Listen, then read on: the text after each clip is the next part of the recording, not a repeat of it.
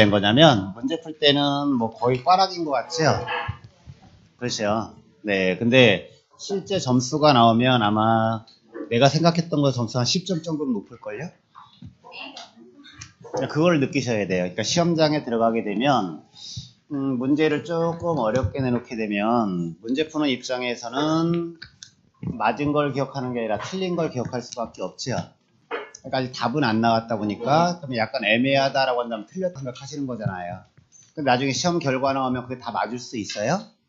그러니까 문제 푸는 체감은 어렵다 큰일 났다 이런 생각이 들어올 수 있다는 거예요. 그렇게 되면 자꾸만 실수가 자꾸만 연발되는 거예요. 그래서 점수가 안 나오는 거예요. 그러니까 그걸 느끼셔야 돼요. 문제 풀 때 되게 어려운 것 같은데 내가 생각했던 점수보다 실제는 더 높구나라는 것을 좀 느끼실 수 있어야 돼요. 그러니까 시험장에 가서 조금 어렵다는 느낌이 들어도 그거보다 점수가 더 많이 나올 거다. 조금만 더 최선을 다해야지 이런 생각이 드셔야 돼요. 그걸 느끼셔야 돼요. 그게 되게 필요하죠. 예전에 저도 이거 시험 볼 때 공법을 푸는 동안에 공법 때문에 꽈락이구나 이런 생각이 들었어요.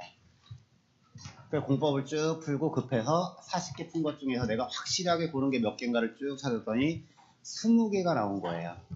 아니 정답 안 나왔는데 그냥 확실하게 고른 게. 그러니까 하나 맞추고 하나 틀리고 하나 맞추고 하나 틀렸어요. 그렇게 된 거죠. 50점이잖아요. 그럼 머릿속에는 하나 맞췄다는 생각이 아니라 하나 틀렸네 이 생각이 계속 난 거예요. 그럼 머릿속에는 꽈락이구나 이런 생각이 들 수밖에 없어요. 그러니까 자꾸 실수가 나오고 이렇게 되는 거예요. 근데 실제는 반은 맞춘 거잖아요. 그죠? 확실한 게. 그리고 거기 찍은 게 뭐 20개 중에서 또 애매한 것들 맞출 수도 있고 이런 거니까. 그러니까 문제 풀 때는 조금 더 문제 풀 때보다는 조금 더 점수가 높을 수 있다는 거 그걸 느끼실 게 필요할 수 있을 것 같고 87.5점이에요. 점수 정답 나왔구나. 그러니까 문제 풀 때와 실제 결과는 어때요? 똑같아요? 실제가 조금 높지 않아요? 네. 그러니까 꼭 그거 느끼세요. 시험장 가서 혹시 개론을 어렵게 할지 민법을 어렵게 할지 2차 과목에서 공법을 어렵게 할지는 잘 모르겠지만 어떤 한 가지 과목은 상대적으로 좀 어려울 수 있어요.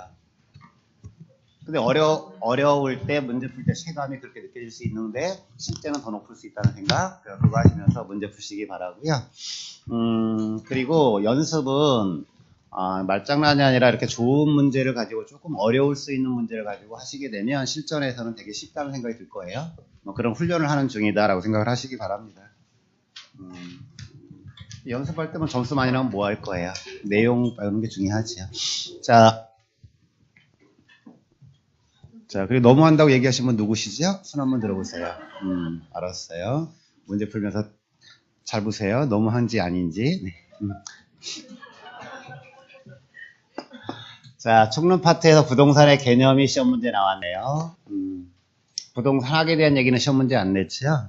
그럼 부동산의 개념 나오게 되면 여기서 무슨 생각 들어간다고요? 복합 개념, 기술, 법, 경제 이게 떠올라야 되는 거죠. 그러면서 1번 준부동산이 딱 나오는 순간에 뭐가 나와야 돼요? 그래서 뒤에 협의 나왔으니까 협의와 비교되는 말이 뭐예요? 방해니까 거기서 틀렸지요. 그러니까 협의 딱 끊고 X 이렇게 나올 수 있어야 돼요. 뒤에 읽으시면 안 된다는 거죠? 네. 그렇게 하셨어요? 네, 좋아요. 자, 2번은 조금 어렵게 구성했어요. 보통 콤마 등 하면 중요한 게 아니면 한 개념이라고 그랬죠? 근데 여기서는 건물만 따로 쓴 거죠? 네, 그것 때문에 조금 어렵게 느껴진 거예요. 그리고 2번을 답을 한 것이 아니고, 그럼 2번 모르시면 체크하는 거죠? 그리고 3번을 봤더니 경작에서 딱 끊으셔야 되죠? 안 되신 분도 그런 거 잘 하셔야 돼요. 더 넘어가면 안 돼요. 경작에서 끊겨야 돼요. 그리고 무슨 말로 바꿔야 돼요? 경작작거 이렇게 바꿔놔야 돼요. 그랬더니 토지가 매매될 때 함께 양도되지 않는다. OX. 오, 그럼 3번이 답이잖아요. 어려워요? 아닌데요? 네. 그러니까 같이 푸는 것처럼 실력을 높이셔야지. 네. 이렇게 딱 끊어야 되는 거죠. 자, 그래서 2번 지문은 담장, 도로, 건물 나오는데 건물은 토지의 일부다 독립된 물건이다. 독립된 물건이다. 그래서 이제 부동산의 개념에서 필요한 지식이 기술법 경제 하시고 저번 주는 기술법 경제를 구분하는 거 연습하셨죠?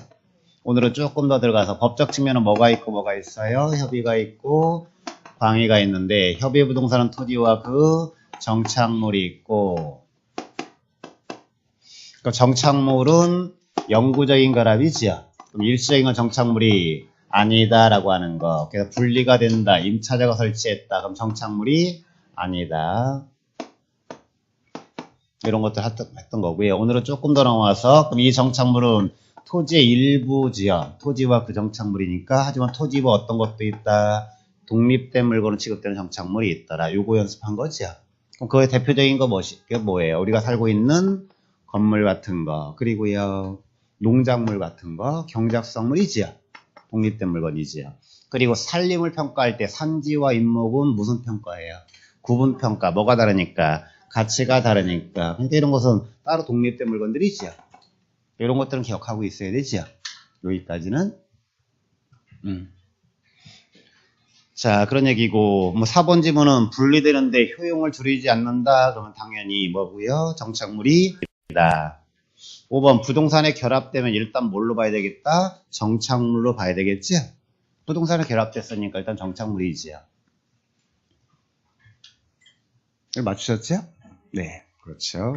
자, 2번 부동산의 특성 문제로 넘어가면 부동산의 특성은 시험 문제에 나오는 유형이 어떻다고 그랬어요? 자, 그거를 읽으셔야 돼요. 시험 공부는 지식을 습득하는 건 이미 끝난 거예요.